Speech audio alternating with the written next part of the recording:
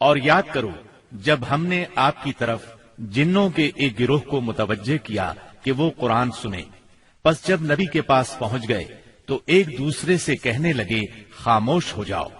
پھر جب تلاوت ختم ہو گئی تو اپنی قوم کو خبردار کرنے کے لیے واپس لوٹ گئے، کہنے لگے اے ہماری قوم، ہم نے یقیناً وہ کتاب سنی ہے جو موسیٰ کے بعد نازل کی گئی ہے، جو اپنے سے پہلی کتابوں کی تصدیق کرنے والی ہے، جو سچے دین اور راہ راست کی طرف راہبری کرتی ہے۔ اے ہماری قوم، اللہ کے بلانے والے کا کہا مانو، اس پر ایمان لاؤ تو اللہ تمہارے گناہ بخش دے گا اور تمہیں المناک عذاب سے پناہ دے گا۔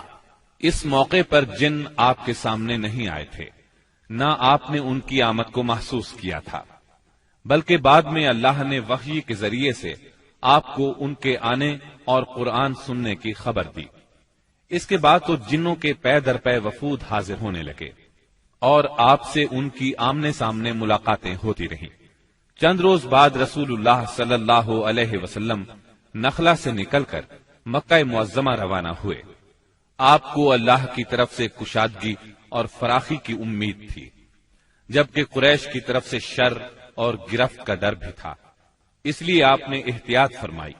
مکہ معظمہ کے قریب پہنچ کر ہیرا میں ٹھہر گئے اور اخنس بن شریک کے پاس ایک آدمی بھیجا کہ وہ آپ کو پناہ دے، مگر اس نے معذرت کر لی کہ وہ حلیف ہے اور حلیف پناہ نہیں دے سکتا۔ پھر آپ نے سہیل بن عمرو کے پاس یہی پیغام بھیجا، مگر اس نے بھی یہ کہہ کر معذرت کر لی کہ اس کا تعلق بنی عامر سے ہے اور ان کی پناہ بنو کعب پر لاگو نہیں ہوتی۔ اب آپ نے مطعم بن عدی کو پیغام بھیجا۔ مطعم کا دادا نوفل بن عبد مناف نبی اکرم صلی اللہ علیہ وسلم کے جد اعلیٰ ہاشم بن عبد مناف کا بھائی تھا، اور عبد مناف قبیلہ قریش کی سب سے معزز شاخ تھی۔ چنانچہ مطعم نے جواب میں ہاں کر دی اور خود اپنے بیٹوں کے ساتھ ہتھیار بند ہو گیا اور آپ کو بلوا بھیجا۔ آپ تشریف لائے، مسجد حرام میں داخل ہوئے، پہلے خانہ کعبہ کا طواف کیا، پھر 2 رکعت نماز ادا کی، اس کے بعد گھر تشریف لے گئے۔ اس دوران میں مطعم بن عدی اور اس کی اولاد نے مسلح حالت میں آپ کو اپنے گھیرے میں لیے رکھا، اور مطعم نے قریش میں اعلان کیا کہ اس نے محمد صلی اللہ علیہ وسلم کو پناہ دے رکھی ہے۔ قریش نے اس کی اس پناہ کو منظور کیا۔ رسول اللہ صلی اللہ علیہ وسلم کا معمول تھا کہ جب حج کا زمانہ آتا اور قبائل عرب مکہ معظمہ کے قرب و جوار میں اترتے تو آپ ایک ایک قبیلے کے پاس جاتے، اسلام کی تبلیغ فرماتے، میلوں میں جا کر بھی واعظ فرماتے، قبائل کا دورہ بھی کرتے۔ طائف سے واپس آ کر آپ نے تبلیغی سرگرمیوں کا دائرہ وسیع کر دیا۔ آپ مختلف قبائل کے محلوں میں جاتے یا مکہ سے باہر چلے جاتے، اور کہیں نہ جا پاتے تو راستوں میں کھڑے ہو جاتے، جو مسافر بھی مل جاتا اسے اللہ کا پیغام سناتے۔ آپ کی تبلیغی کوششوں سے جہاں عام آدمیوں نے اسلام قبول کیا، وہاں اثر و رسوخ رکھنے والے خواص نے بھی اس نعمت کو حاصل کیا۔ ان میں سے چند نام یہ ہیں۔ سوید بن صامت رضی اللہ عنہ، یہ انصار مدینہ کے قبیلہ خزرج سے تعلق رکھتے تھے، شاعری اور جنگ میں نمایاں تھے، امثال لقمان کے حافظ تھے، یعنی سابقہ آسمانی صحیفے کے حافظ تھے۔ یہ جب مدینہ منورہ واپس پہنچے تو جنگ بؤاس چھڑ گئی اور اسی میں قتل کر دیے گئے۔ یہ مدینے کے پہلے نوجوان تھے جو آپ کی دعوت سے متاثر ہوئے۔ ایاس بن معاذ رضی اللہ عنہ، مدینہ منورہ کے مشہور قبائل اوس اور خزرج کے خونریز مارکوں میں قبیلہ اوس کو شکست ہوئی، اور اوس کے معزز لوگ قریش مکہ کے پاس گئے کہ خزرج کے مقابلے میں انہیں اپنا حلیف بنا لیں۔ ایاس بن معاذ اس وفد کے رکن تھے۔ آپ صلی اللہ علیہ وسلم سے ملاقات کا شرف حاصل ہوا تو اسلام قبول کیے بغیر نہ رہ سکے۔ جب یہ واپس مدینے پہنچے تو ان کا انتقال ہو گیا۔ زماد ازدی رضی اللہ عنہ، یہ یمن کے باشندے اور قبیلہ ازد شنوا کے ایک فرد تھے۔ اہل عرب میں جھاڑ پھونک اور تعویذ گنڈے کے لیے مشہور تھے۔ انہیں کسی نے آپ کے بارے میں بتایا کہ آپ پر جنات کا اثر ہے، تو یہ آپ کا علاج کرنے کی غرض سے مکہ آئے، اور پہلی ہی ملاقات میں آپ کے ہاتھوں پر بیعت کر کے اسلام قبول کیا۔ پھر واپس یمن چلے گئے۔ طفیل بن عمرو دوسی رضی اللہ عنہ، یہ یمن کے قبیلے دوس کے سردار تھے۔ وہاں ان کی ایک طرح سے حکومت تھی۔ خود شاعر تھے، بہت ذہین تھے۔ مکہ میں ان کی آمد پر اہل مکہ نے شہر سے باہر نکل کر ان کا استقبال کیا۔ آپ سے ملاقات کا شرف حاصل ہوا۔ آپ نے اسلام کی تعلیمات سنائی، قرآن کریم کی بعض آیات کی تلاوت فرمائی۔ اللہ کے کلام کے اثر سے وہ بھی ایمان لے آئے۔ ابو ذر غفاری رضی اللہ عنہ یہ یثرب کے اطراف میں رہنے والے تھے۔ رسول اللہ صلی اللہ علیہ وسلم سے ملنے کی خواہش میں پیدل چل کر مکہ معظمہ پہنچے۔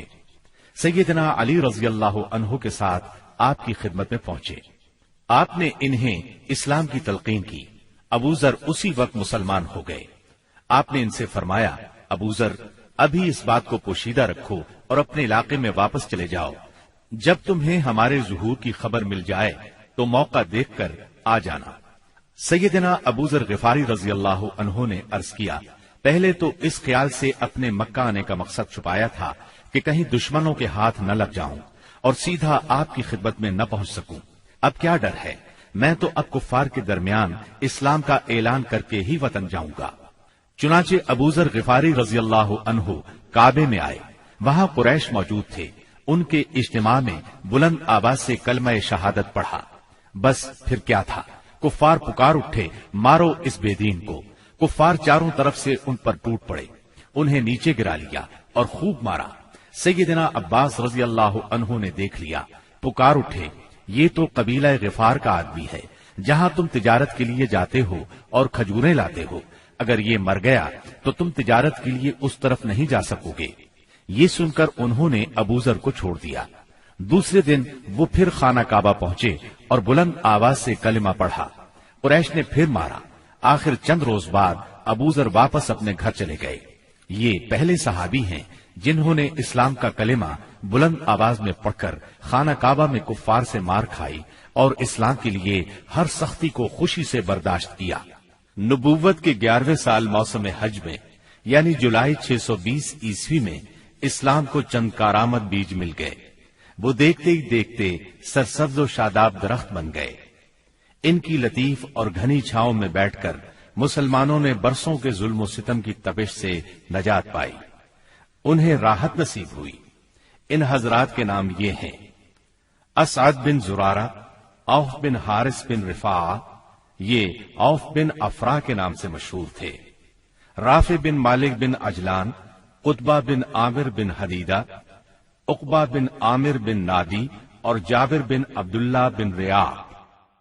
یہ لوگ 11 نبوت میں حج کے لیے آنے والوں کے ہمراہ آئے تھے۔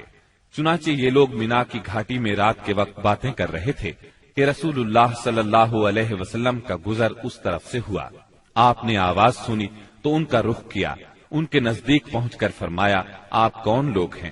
وہ بولے، ہم قبیلہ خزرج کا ایک گروہ ہیں۔ آپ نے فرمایا، یعنی یہود کے حلیف؟ وہ بولے، ہاں، آپ ٹھیک سمجھے۔ اس پر آپ نے فرمایا، تو پھر کیوں نہ آپ حضرات سے بیٹھ کر کچھ بات چیت کی جائے؟ انہوں نے کہا، ضرور، کیوں نہیں، تشریف رکھیے۔ چنانچہ آپ صلی اللہ علیہ وسلم وہاں ان کے پاس بیٹھ گئے۔ آپ نے ان پر اسلام کی حقیقت واضح کی، قرآن کی تلاوت کی اور اللہ عز و جل کی طرف دعوت دی۔ اس پر انہوں نے ایک دوسرے سے حیران ہو کر کہا، دیکھو، یہ تو وہی نبی معلوم ہوتے ہیں جن کے حوالے سے یہود تمہیں دھمکیاں دیا کرتے ہیں، کہیں وہ اسلام لانے میں پہل نہ کر جائیں۔ چنانچہ ان حضرات نے فوراً ہی اسلام قبول کر لیا۔ پھر انہوں نے کہا، ہم اپنی قوم کو ایسی حالت میں چھوڑ کر آئے ہیں کہ کسی اور قوم میں ان جیسی دشمنی نہیں ہے، بس اگر اللہ تعالیٰ انہیں آپ پر اکٹھا کر دے تو ان کے لیے آپ سے معزز کوئی نہیں ہوگا۔ پھر انہوں نے وعدہ کیا، ہم دین کی دعوت دیں گے، آئندہ سال حج کے موقع پر پھر آپ سے ملاقات کریں گے۔ اور پھر جب یہ لوگ واپس مدینہ منورہ گئے تو اپنے ساتھ اسلام کا پیغام بھی لے گئے۔ چنانچہ وہاں گھر گھر اسلام کا چرچا ہونے لگا۔ اسی سال یعنی شوال 11 نبوت میں رسول اللہ صلی اللہ علیہ وسلم نے سیدہ عائشہ رضی اللہ عنہا سے نکاح فرمایا۔ اس وقت ان کی عمر 6 برس تھی۔ پھر ہجرت کے پہلے سال شوال ہی میں مدینے میں ان کی رخصتی ہوئی۔ اس وقت ان کی عمر 9 برس تھی۔ نبوت کے 12ویں سال اللہ تعالیٰ نے رسول اللہ صلی اللہ علیہ وسلم کو معراج کرائی۔ پاک ہے وہ ذات جس نے اپنے بندے کو راتوں رات مسجد حرام سے مسجد اقصی تک کی سیر کرائی، جس کے گرد ہم نے برکت دے رکھی ہے تاکہ اسے ہم اپنی نشانیاں دکھائیں۔ بے شک وہ خوب سننے والا، خوب دیکھنے والا ہے۔ اس راہ سے مراد ہے راتوں رات نبی کریم صلی اللہ علیہ وسلم کا مکے سے بیت المقدس تشریف لے جانا، اور معراج سے مراد ہے عالم بالا میں تشریف لے جانا۔ یہ واقعہ جسم اور روح سمیت پیش آیا۔ واقعہ معراج کا خلاصہ یہ ہے کہ آپ اس شب حتیم یا ہجر کعبہ میں آرام فرما رہے تھے۔ اس وقت آپ بیداری اور نیند کی ملی جلی حالت میں تھے۔ ایسے میں جبرائیل علیہ السلام تشریف لائے۔ انہوں نے آپ کے سینہ مبارک کو چاک کیا اور آب زمزم سے دھو کر ایمان اور حکمت سے بھر دیا۔ پھر آپ کے سامنے سواری کے لیے براق لایا گیا، جو گھوڑے سے قدرے چھوٹا سفید رنگ کا جانور تھا۔ اس کی تیز رفتاری کی وجہ سے اسے براق کا نام دیا گیا۔ اس کا قدم جہاں تک نظر جاتی تھی وہاں پڑتا تھا۔ اس پر سوار ہو کر آپ بیت المقدس تشریف لے گئے، مسجد اقصی میں داخل ہوئے، 2 رکعت نماز ادا کی، اس میں تمام انبیاء کی امامت کرائی۔ پھر جبرائیل علیہ السلام آپ کے پاس 2 برتن لائے، ایک میں شراب تھی، دوسرے میں دودھ۔ آپ نے دودھ پسند فرمایا۔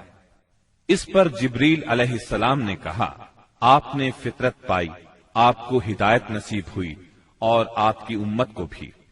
اگر آپ شراب کو پسند فرماتے تو آپ کی امت گمراہ ہو جاتی۔ اس کے بعد آپ کو بیت المقدس سے آسمان دنیا تک لے جایا گیا۔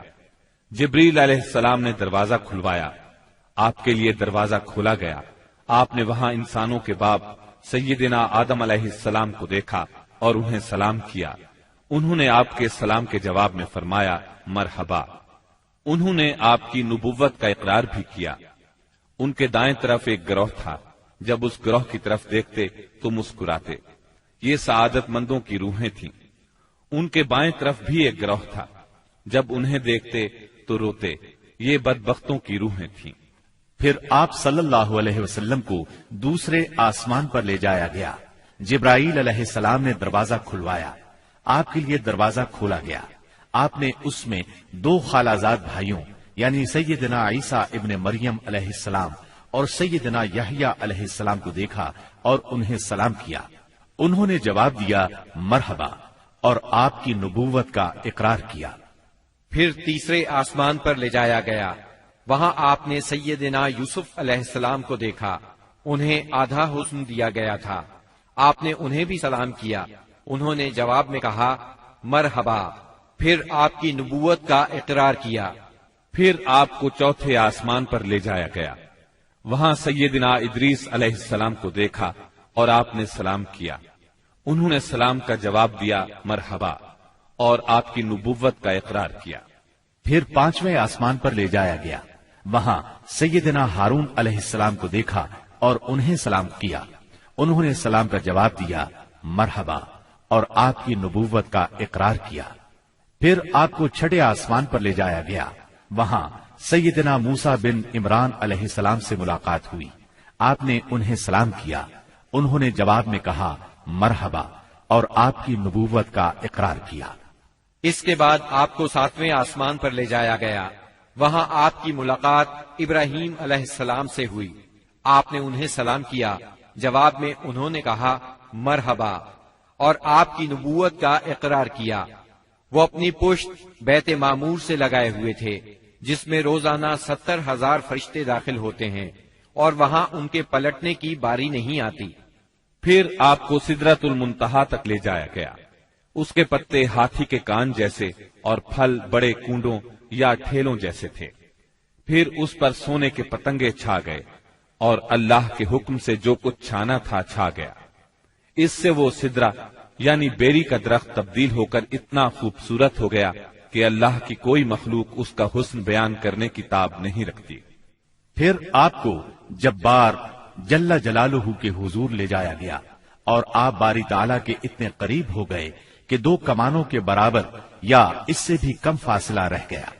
اس وقت اللہ نے آپ پر اور آپ کی امت پر دن رات میں 5 نمازیں فرض فرمائیں۔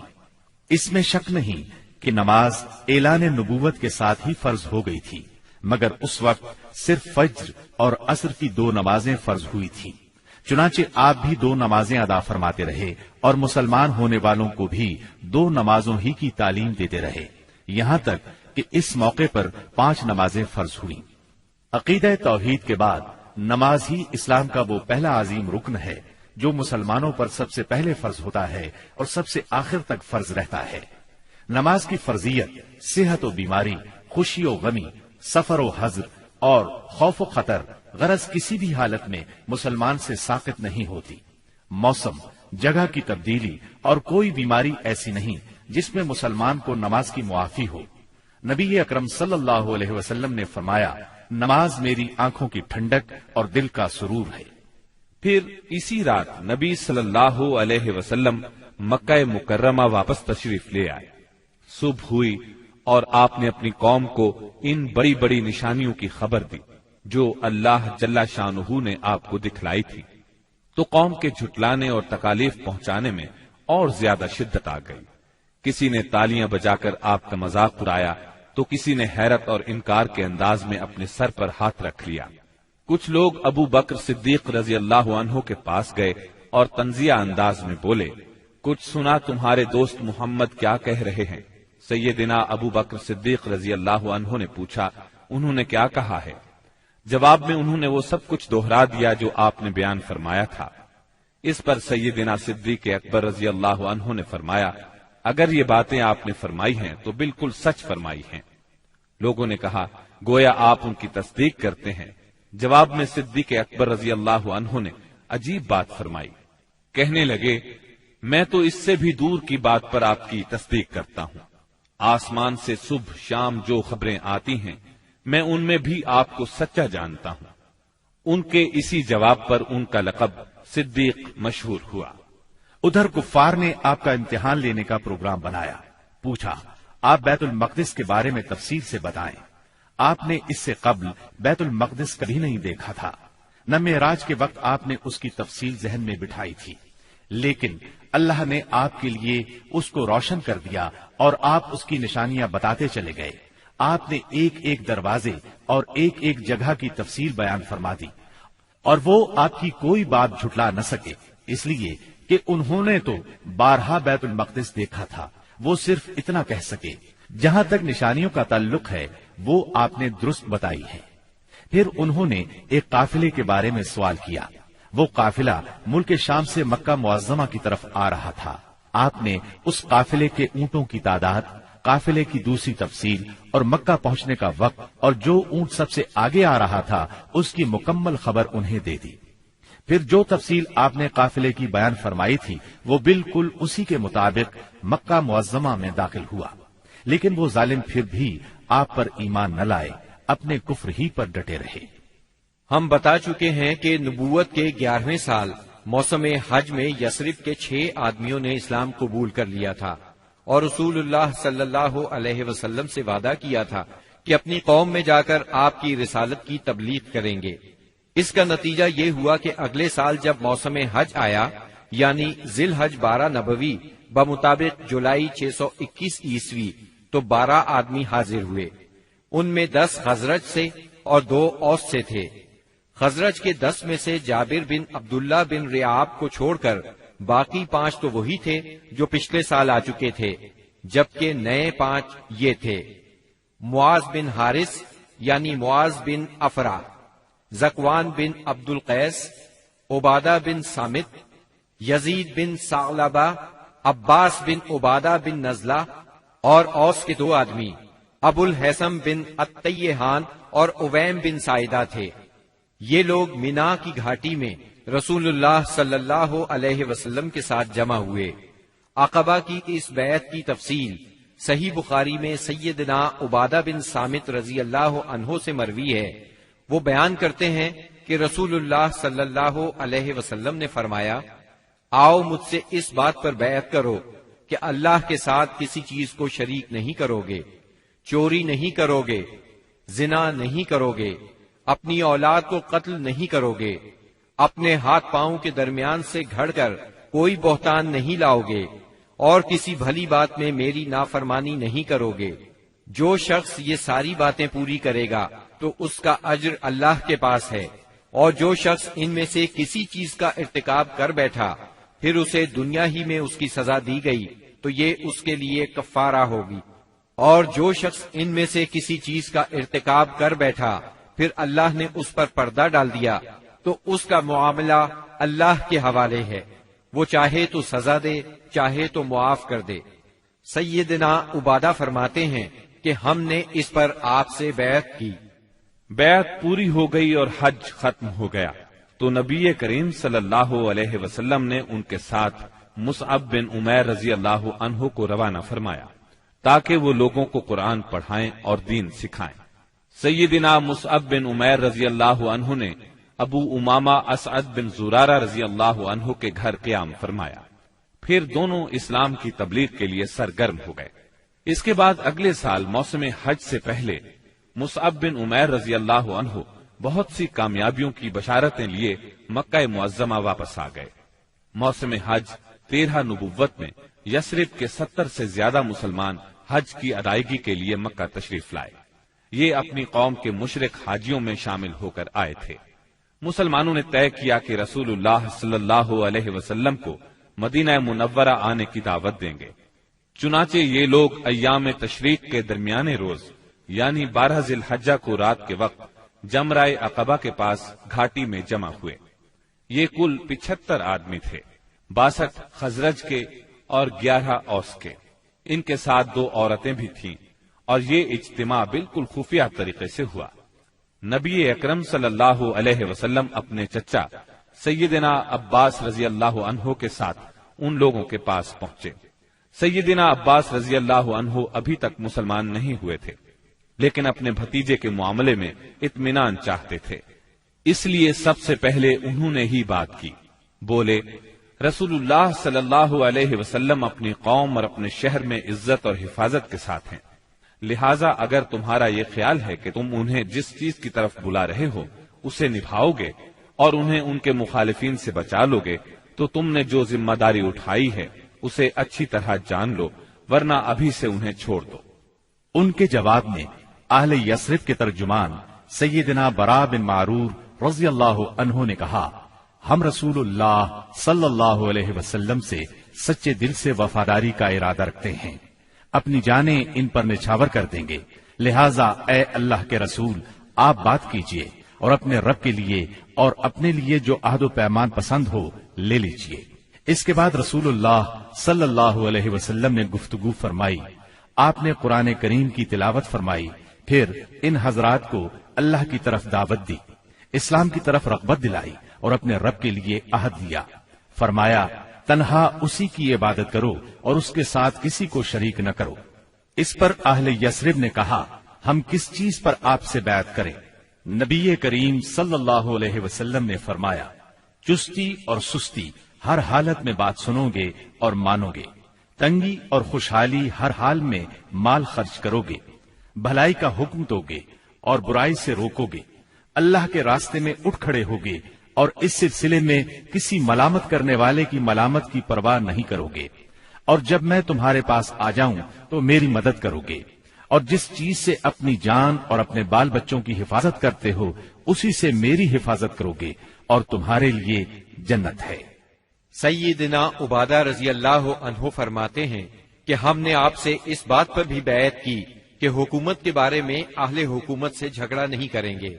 اس پر سیدنا برا بن معرور رضی اللہ عنہ نے آپ کا ہاتھ پکڑا اور عرض کیا، ہاں اس ذات کی قسم جس نے آپ کو حق کے ساتھ بھیجا ہے، ہم یقیناً اس چیز سے آپ کی حفاظت کریں گے جس سے اپنے بال بچوں کی حفاظت کرتے ہیں، لہذا آپ ہم سے بیعت لیجئے۔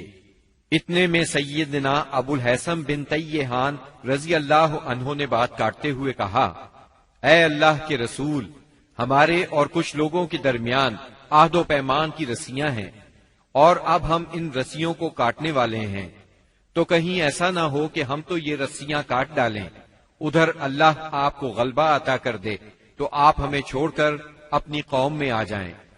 یہ سن کر آپ مسکرائے، پھر فرمایا، نہیں، بلکہ آپ لوگوں کا خون میرا خون اور آپ لوگوں کی بربادی میری بربادی ہے۔ میں آپ لوگوں سے ہوں اور آپ لوگ مجھ سے ہیں۔ جس سے آپ جنگ کریں گے میں بھی اس سے جنگ کروں گا، جس سے آپ صلح کریں گے میں بھی اس سے صلح کروں گا۔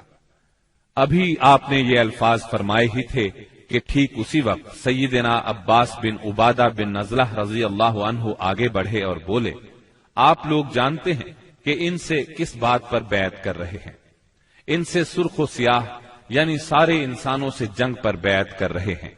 میرا مطلب ہے اس بیعت کے بعد ہم سب لوگوں سے جنگ مول لے لیں گے۔ اس لیے اگر آپ کو اندازہ ہے کہ جب آپ کے اموال کا صفایا کر دیا جائے گا اور آپ کے معزز لوگ قتل کر دیے جائیں گے تو آپ ان کا ساتھ چھوڑ دیں گے۔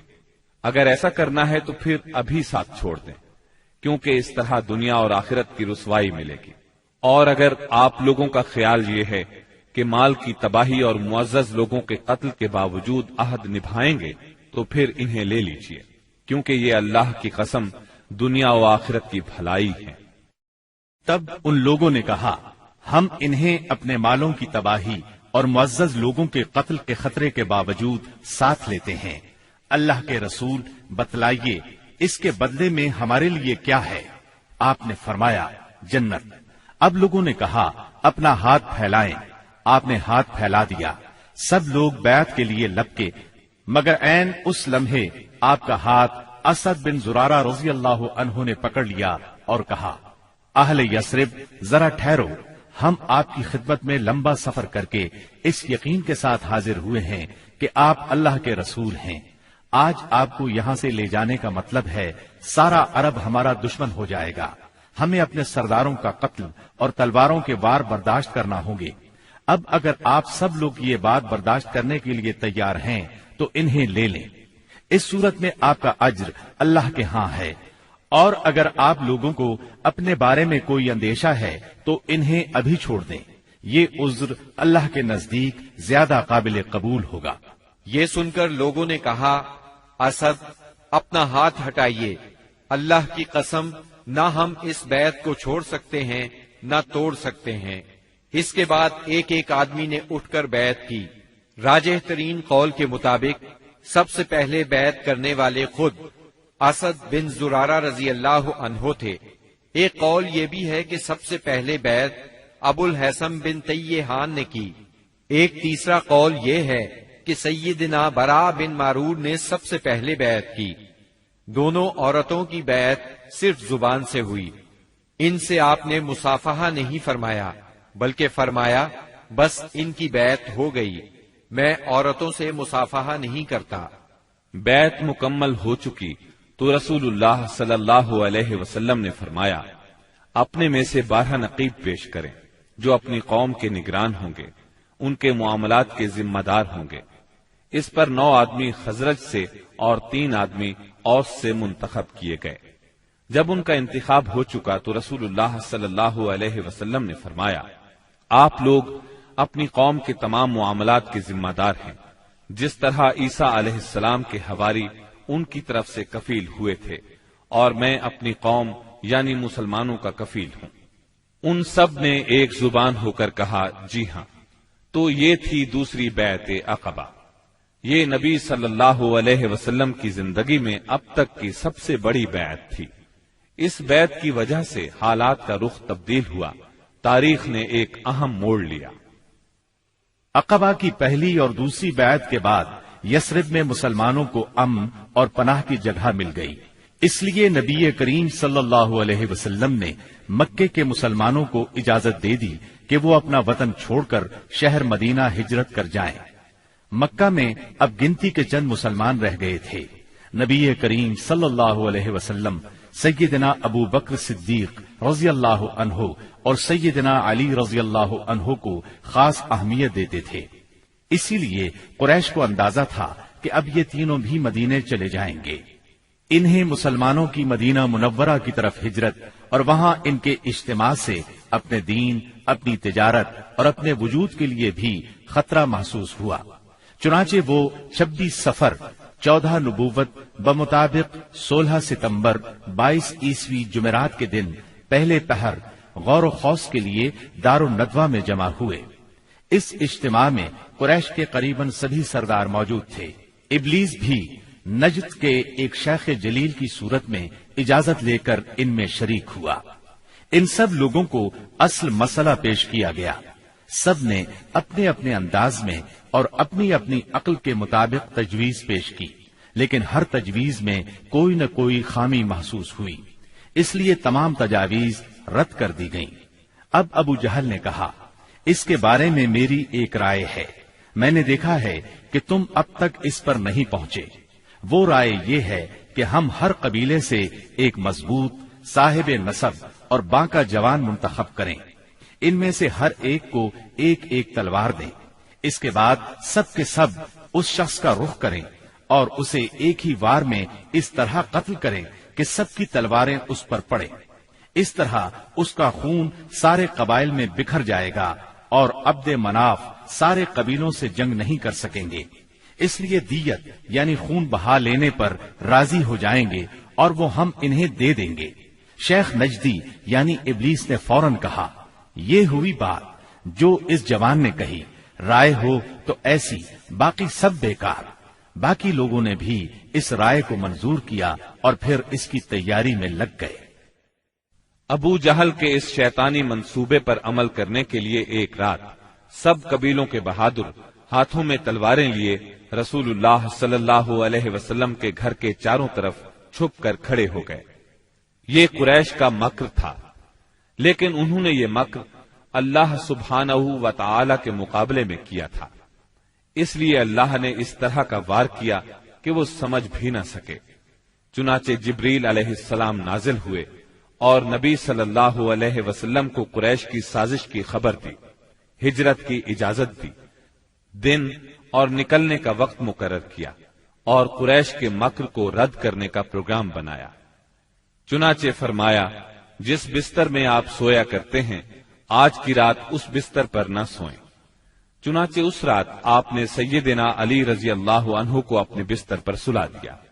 कुफ्फार ने आपके बिस्तर पर सैयदना अली रजी अल्लाह अन्हु को चादर ताने सोए हुए देखा तो गुमान किया कि आप सो रहे हैं। चुनाचे फख्र और गुरूर से मटकने लगे और आपकी घात में बैठ गए, ताकि जब आप उठकर बाहर निकलें तो सब आप पर टूट पड़े। उधर रसूलुल्लाह सल्लल्लाहु अलैहि वसल्लम ऐन इस हालत में कि ये लोग आपके घर को घेरे में लिए हुए थे, बाहर तशरीफ लाए। आप उस वक्त सूरह यासीन की आयत 9 तिलावत फरमा रहे थे। वजअलना मिन बैनि अयदीहिम सद्दन व मिन खल्फिहिम सद्दा फअग़शयनाहुम फहुम ला युबसिरून। हमने उनके आगे रुकावट खड़ी कर दी और उनके पीछे रुकावट खड़ी कर दी, बस हमने उन्हें ढांक लिया और वो देख नहीं रहे हैं। चुनाचे अल्लाह ताला ने उनकी निगाहें पकड़ ली और वो आपका कतन एहसास न कर सके। इसके बाद आप अपने घर से उसी वक्त अबू बकर सिद्दीक रजी अल्लाह अन्हु के घर तशरीफ ले गए और उन्हें अल्लाह के हुक्म की खबर दी। अबू बकर सिद्दीक रजी अल्लाह अन्हु पहले ही हिजरत के लिए तैयार थे। चुनाचे उन्होंने अपना तमाम असासा 6000 दिरहम और सत्तुओं का थैला लिया और मकान की एक खिड़की से निकलकर दोनों हजरात ने यमन का रुख किया और फजर की पौ फटने से पहले सौर नामी पहाड़ के एक गार तक जा पहुंचे। कोहे सौर मक्का मुअज़्ज़मा से 5 मील दूर जनूब मगरिब में वाक़े है। इस वीरान पहाड़ में एक तंग गार है। ये गार सौर के नाम से मशहूर है। ये गार अब तक मौजूद है। मक्के से मदीना शिमाल की तरफ है। कुरैश का ख्याल था कि आपने अपना सफर शिमाल ही की तरफ किया होगा, लेकिन आप अपने सफर का आगाज मुखालिफ समत से करके गारे सौर में जा पहुंचे। अबू बकर सिद्दीक रजी अल्लाह अन्हु भी आपके साथ थे, इसलिए उन्हें यार गार कहा जाता है। रसूलुल्लाह सल्लल्लाहु अलैहि वसल्लम अपने यार गार के साथ 3 दिन और 3 रातें गारे सौर में रहे। रात की तारीकी में सैयदना अबू बकर सिद्दीक रजी अल्लाह अन्हो के फर्जंद सैयदना अब्दुल्ला बिन अबी बकर रजी अल्लाह अन्हो دشمنوں کی سرگرمیوں کی اطلاعات پہنچاتے رہے۔ ادھر سیدنا ابو بکر صدیق رضی اللہ عنہ کے غلام عامر بن فہیرہ بکریاں چراتے رہتے، اور جب رات کا ایک حصہ گزر جاتا تو ان بکریوں کو لے کر ان کے پاس پہنچ جاتے۔ اس طرح دونوں حضرات دودھ نوش فرما لیتے۔ پھر صبح سویرے ہی عامر بن فہیرہ بکریاں ہانک کر چل دیتے، اور وہ بکریوں کو عبداللہ بن ابی بکر رضی اللہ عنہ کے قدموں کے نشانات پر سے لے جاتے تاکہ وہ نشانات مٹ جائیں۔ باقی رہے قریش تو ان کے جوان رسول اللہ صلی اللہ علیہ وسلم کے اٹھنے کے انتظار میں گھر کو گھیرے بیٹھے رہے یہاں تک کہ صبح ہو گئی۔ صبح ہونے پر جب سیدنا علی رضی اللہ عنہ آپ کے بستر سے اٹھے تو قریش کے ہوش اڑ گئے۔ انہوں نے سیدنا علی رضی اللہ عنہ سے آپ کے بارے میں پوچھا تو انہوں نے جواب دیا، مجھے علم نہیں۔ اس پر انہوں نے سیدنا علی رضی اللہ عنہ کو مارا اور گھسیٹ کر خانہ کعبہ تک لے گئے۔ کچھ دیر قید رکھا، پھر جب محسوس کیا کہ انہیں قید میں رکھنے کا کوئی فائدہ نہیں تو چھوڑ دیا۔ اس کے بعد یہ لوگ سیدنا صدیق اکبر رضی اللہ عنہ کے گھر آئے۔ ان کی صاحبزادی سیدہ اسماء رضی اللہ عنہا سے ان کے بارے میں پوچھا۔ انہوں نے فرمایا، مجھے معلوم نہیں۔ اس پر خبیث ابو جہل نے ان کے رخسار پر اس زور کا تماچا مارا کہ کان کی بالی گر گئی۔ پھر انہوں نے ہر طرف آپ کی تلاش شروع کر دی اور یہ اعلان بھی کیا، جو کوئی ان دونوں کو زندہ یا مردہ حاضر کرے اسے ہر ایک کے بدلے 100 اونٹ انعام میں دیے جائیں گے۔ اس طرح بہت سے لوگ انعام کے لالچ میں نکل کھڑے ہوئے۔ کچھ تلاش کرنے والے غار ثور تک بھی جا پہنچے۔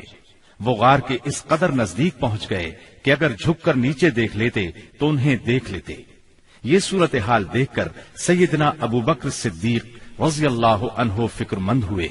آپ صلی اللہ علیہ وسلم نے انہیں غمزدہ دیکھ کر فرمایا، ابو بکر، ایسے 2 آدمیوں کے بارے میں کیا خیال ہے جن کا تیسرا اللہ ہو؟ غم نہ کرو، یقیناً اللہ ہمارے ساتھ ہے۔ اس واقعے کا ذکر سورہ توبہ کی آیت 40 میں آیا ہے۔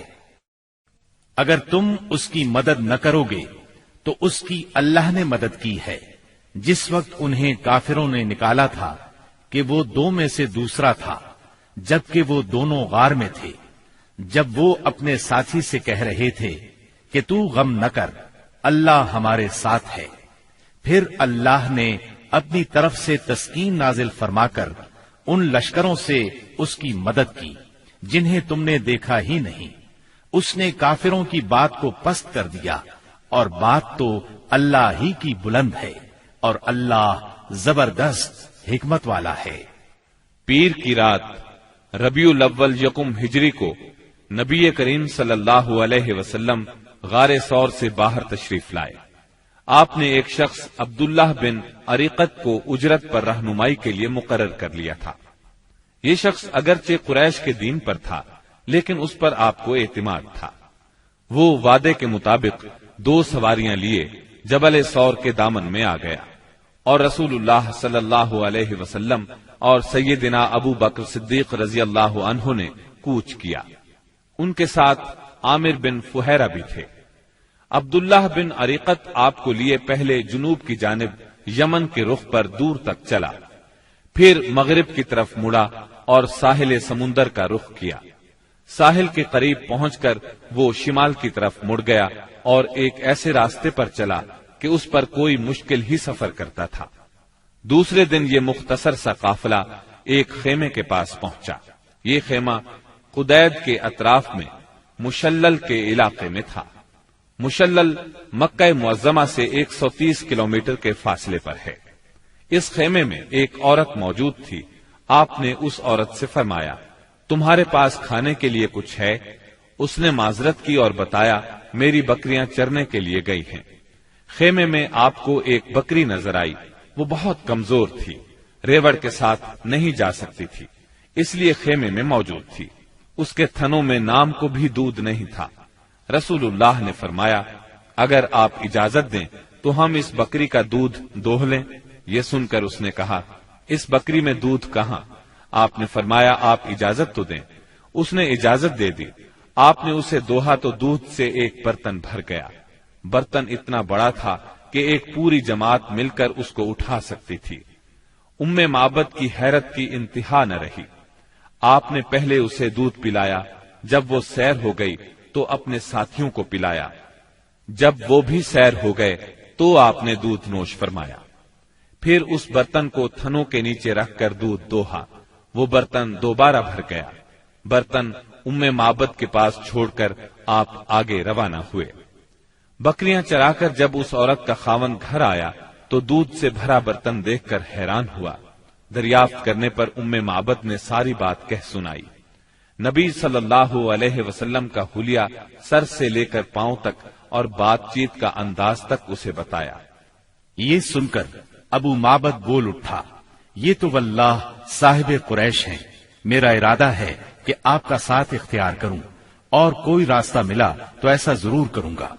کہا جاتا ہے کہ دونوں میاں بیوی کچھ عرصے بعد مدینہ منورہ پہنچے اور اسلام کی دولت سے مالا مال ہوئے۔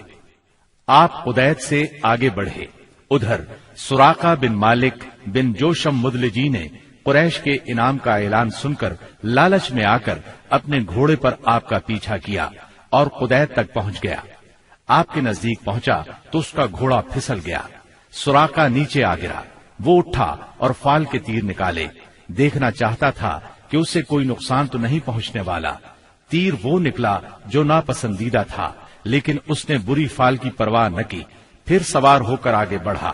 وہ اس حد تک قریب پہنچ گیا کہ آپ کی قرات کی آواز سنائی دینے لگی۔ آپ نے اس طرف کوئی توجہ نہ کی، جبکہ سیدنا ابو بکر صدیق رضی اللہ عنہ بار بار مڑ کر دیکھ رہے تھے۔ ایسے میں اچانک اس کے گھوڑے کے اگلے دونوں پاؤں زمین میں دھس گئے، یہاں تک کہ گھٹنوں تک جا پہنچے اور وہ ایک بار پھر نیچے گرا۔ سراقہ نے گھوڑے کو ڈانٹا، اسے بڑی مشکل سے کھڑا کیا، اس کے پاؤں زمین سے نکالے۔ جب وہ سیدھا کھڑا ہوا تو اس کے پاؤں کے نشانات سے دھوئیں جیسا غبار آسمان کی طرف اڑ رہا تھا۔ سراقہ نے پھر فال کے تیر نکالے، پھر وہی ناپسندیدہ تیر نکلا۔ اس سے اس پر زبردست خوف اور روب طاری ہو گیا اور اسے یقین ہو گیا کہ رسول اللہ صلی اللہ علیہ وسلم کا معاملہ غالب آ کر رہے گا۔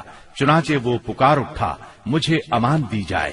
آپ صلی اللہ علیہ وسلم اور آپ کے ساتھی ٹھہر گئے۔ یہ آپ کے نزدیک چلا آیا اور بتلایا کہ قریش نے کیا طے کیا ہے اور وہ خود کس ارادے سے آیا تھا۔ پھر اس نے سامان سفر اور مال کی پیشکش کی۔ آپ نے کچھ لینے سے انکار فرمایا، البتہ اس سے فرمایا تم ہمارے بارے میں کسی کو نہ بتانا۔ سراقہ نے پروانہ امن کا مطالبہ کیا۔ آپ نے عامر بن فہیرہ کو حکم دیا اور انہوں نے چمڑے پر لکھ دیا۔ پھر سراقہ وہاں سے واپس پلٹا اور جو کوئی آپ کی تلاش میں ملا اس سے کہتا گیا، میں اس طرف کی کھوج لے چکا ہوں، یہاں تمہارا جو کام تھا میں کر چکا ہوں۔ اس طرح تلاش کرنے والے اس راستے پر آگے نہ بڑھ سکے، واپس لوٹتے چلے گئے۔ راستے میں رسول اللہ صلی اللہ علیہ وسلم کو بریدہ بن حسیب اسلمی ملے۔ یہ اپنی قوم کے سردار تھے۔ قریش نے جس زبردست انعام کا اعلان کر رکھا تھا، اسی کے لالچ میں نبی صلی اللہ علیہ وسلم اور سیدنا ابو بکر صدیق رضی اللہ عنہ کی تلاش میں نکلے تھے۔ لیکن جب رسول اللہ صلی اللہ علیہ وسلم سے سامنا ہوا اور بات چیت ہوئی تو نقد دل دے بیٹھے اور اپنی قوم کے 70 آدمیوں سمیت وہیں مسلمان ہو گئے۔ پھر اپنی پگڑی اتار کر نیزے سے باندھ لی، جس کا سفید پھریرا ہوا میں لہرا رہا تھا اور بشارت سنا رہا تھا کہ امن کا بادشاہ، صلح کا حامی، دنیا کو عدالت اور انصاف سے بھرپور کرنے والا تشریف لا رہا تھا۔ آپ وادی ریم میں پہنچے تو سیدنا زبیر بن عوام سے ملاقات ہوئی۔ یہ مسلمانوں کے ایک تجارتی قافلے کے ساتھ شام سے واپس آ رہے تھے۔ انہوں نے رسول اللہ صلی اللہ علیہ وسلم اور ابو بکر صدیق رضی اللہ عنہ کو سفید پارچجات پیش کیے۔ سوموار 8 ربیع الاول 14 نبوت بمطابق 1 ہجری 23 ستمبر 622 عیسوی کو رسول اللہ صلی اللہ علیہ وسلم قباء میں داخل ہوئے۔ ادھر اہل مدینہ نے جب سے رسول اللہ صلی اللہ علیہ وسلم کی روانگی کی خبر سنی تھی، روزانہ صبح ہی صبح حرہ کی طرف نکل جاتے تھے اور جب سخت دوپہر ہو جاتی تو واپس پلٹ آتے۔ ایک روز طویل انتظار کے بعد لوگ اپنے اپنے گھروں کو واپس جا چکے تھے کہ ایک یہودی اپنے کسی ٹیلے پر کچھ دیکھنے کے لیے چڑھا۔ کیا دیکھتا ہے کہ رسول اللہ صلی اللہ علیہ وسلم اور آپ کے ساتھی سفید کپڑوں میں ملبوس چلے آ رہے ہیں۔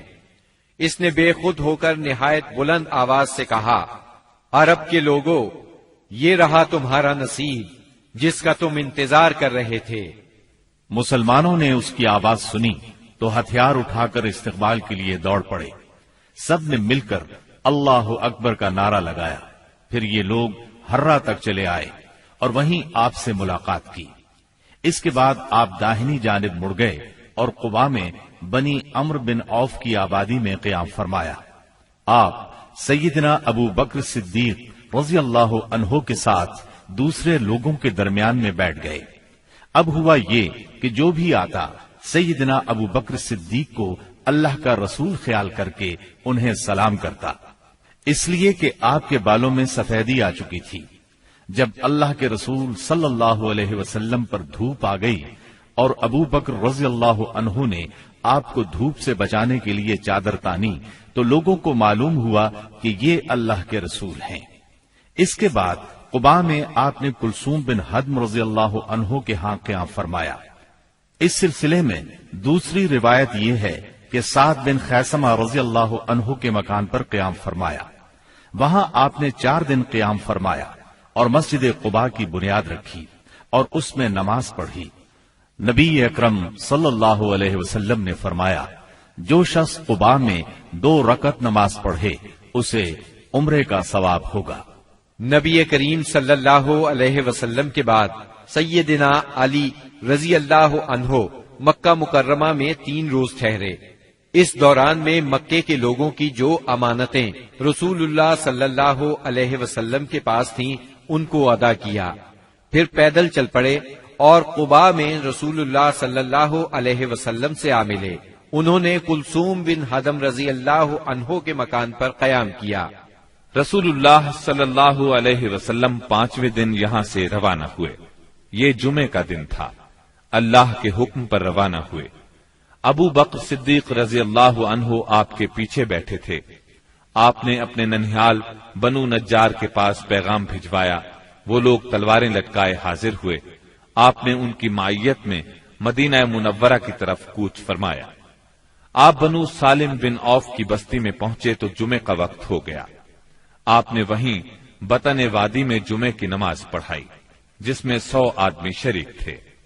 جمعے کے بعد نبی کریم صلی اللہ علیہ وسلم نے مدینے کا رخ کیا۔ اس وقت تک لوگ استقبال کے لیے امڈ آئے تھے۔ گھر اور گلی کوچے حمد و تسبیح سے گونج رہے تھے اور انصار کی بچیاں خوشی و مسرت سے یہ اشعار پڑھ رہی تھیں۔ طلع البدر علينا من ثنيات الوداع وجب الشكر علينا ما دعا لله داعي أيها المبعوث فينا جئت بالأمر المطاع۔ ہم پر مدینے کے اطراف سے 14ویں کا چاند طلوع ہوا۔ جب تک اللہ کو پکارنے والا پکارے ہم پر شکر واجب ہے۔ اے ہم میں بھیجے گئے نبی، آپ واجب الاطاعت دین لے کر آئے ہیں۔ رسول اللہ صلی اللہ علیہ وسلم انصار کے جس محلے سے بھی گزرتے اس محلے کے لوگ آپ کی اونٹنی کی نکیل پکڑ لیتے اور عرض کرتے، ہم لوگ حاضر ہیں، ہمارے ہاں قیام فرمائیں، ہم سب ساز و سامان اور ہتھیاروں کے ساتھ آپ کی حفاظت کریں گے۔ جواب میں آپ فرماتے، اونٹنی کا راستہ چھوڑ دو، یہ اللہ کی طرف سے معمور ہے۔ آپ کے اس فرمان کا مطلب یہ تھا کہ اللہ کو جہاں منظور ہوگا یہ وہاں خود رکے گی۔ چنانچہ اونٹنی اس جگہ رکی جہاں آج مسجد نبوی ہے۔ یہاں پہنچ کر وہ بیٹھ گئی، لیکن آپ نیچے نہیں اترے یہاں تک کہ وہ اٹھ کر تھوڑی دور تک چلی، پھر پلٹ آئی اور پھر اسی جگہ بیٹھ گئی جہاں پہلے بیٹھی تھی۔ اس کے بعد آپ نیچے تشریف لے آئے۔ اب لوگوں نے آپ کو اپنے اپنے گھر لے جانے کے لیے درخواست شروع کی۔ ایسے میں سیدنا ابو ایوب انصاری رضی اللہ عنہ نے جلدی سے اونٹنی کا کجاوا اٹھا لیا اور اپنے گھر لے گئے۔ اس پر آپ نے فرمایا آدمی اپنے کجاوے کے ساتھ ہے۔ ادھر سیدنا اسعد بن زرارہ رضی اللہ عنہ نے آ کر اونٹنی کی نکیل پکڑ لی، چنانچہ یہ اونٹنی انہی کے پاس رہی۔ صحیح بخاری میں سیدنا انس رضی اللہ عنہ سے روایت ہے کہ نبی صلی اللہ علیہ وسلم نے فرمایا یہاں سے ہمارے کس آدمی کا گھر زیادہ قریب ہے؟ سیدنا ابو ایوب انصاری رضی اللہ عنہ فوراً بول اٹھے، اے اللہ کے رسول، میرا یہ دیکھیے، یہ رہا میرا مکان اور یہ رہا میرا دروازہ۔ نبی کریم صلی اللہ علیہ وسلم نے فرمایا جاؤ اور ہمارے لیے قیلولہ کی جگہ تیار کرو۔ انہوں نے عرض کی آپ دونوں حضرات تشریف لے چلیں، اللہ برکت دے۔ اس طرح میزبانی کا شرف سیدنا ابو ایوب انصاری رضی اللہ عنہ کے حصے میں آیا۔ جب رسول اللہ صلی اللہ علیہ وسلم مدینہ منورہ میں قیام پذیر ہو چکے تو آپ نے سیدنا زید بن حارثہ اور سیدنا ابو رافع رضی اللہ عنہما کو مکہ معظمہ بھیجا۔ وہ نبی کریم صلی اللہ علیہ وسلم کی دونوں صاحبزادیوں سیدہ ام کلثوم اور سیدہ فاطمہ، ام المومنین سیدہ سودا، ام ایمن اور سیدنا اسامہ بن زید رضی اللہ عنہ کو ساتھ لے آئے۔ ان کے ہمراہ سیدنا ابو بکر صدیق رضی اللہ عنہ کے فرزند عبد الرحمن بن ابی بکر بھی اپنے گھرانے کے افراد سیدہ ام رومان، سیدہ عائشہ اور سیدہ اسماء رضی اللہ عنہن کو لے کر مدینہ منورہ آ گئے۔ اب نبی اکرم صلی اللہ علیہ وسلم کی مدنی زندگی شروع ہوئی۔ اس دور کو 3 حصوں میں تقسیم کیا جا سکتا ہے۔ پہلا دور، اس میں فتنے بپا کیے گئے، اندر سے رکاوٹیں کھڑی کی گئیں اور باہر سے آ کر دشمنوں نے مدینہ منورہ کو صفحہ ہستی سے مٹانے کے لیے چڑھائیاں کی۔ یہ دور صلح حدیبیہ ذیقعد 6 ہجری پر ختم ہو جاتا ہے۔ دوسرا دور، اس میں بت پرست قیادت کے ساتھ صلح ہوئی۔ یہ دور فتح مکہ 8 ہجری پر ختم ہوتا ہے۔ اس دور میں دنیا کے بادشاہوں کو دین کی دعوت دی گئی۔ تیسرا دور، اس میں اللہ کی مخلوق دین میں فوج در فوج داخل ہوئی۔ اسی دور میں مدینہ منورہ میں مختلف قوموں اور قبیلوں کے وفود آئے۔ یہ دور نبی اکرم صلی اللہ علیہ وسلم کی حیات مبارکہ کے آخری دنوں تک ہے، یعنی ربیع الاول 11 ہجری تک۔ مدینہ منورہ پہنچنے کے بعد نبی کریم صلی اللہ علیہ وسلم نے سب سے پہلے مسجد تعمیر کرنے کا فیصلہ فرمایا۔ جس جگہ آپ کی اونٹنی بیٹھی تھی وہ جگہ بنو نجار کے 2 یتیم بچوں سہل اور سہیل کی تھی۔ آپ نے اس زمین پر مسجد بنانے کا ارادہ فرمایا۔ آپ نے بنو نجار کے لوگوں کو بلا بھیجا۔ وہ حاضر خدمت ہوئے تو آپ نے ان سے مسجد کی تعمیر کی بات کی۔ انہوں نے زمین بطور ہبہ قبول کرنے کی درخواست کی، لیکن آپ نے اس زمین کو بغیر قیمت کے لینا پسند نہ فرمایا۔ آپ نے یہ زمین قیمتاً خریدی اور بنفس نفیس مسجد کی تعمیر میں شریک ہوئے۔ اس زمین میں مشرکین کی چند قبریں اور غرقد کے چند درخت بھی تھے۔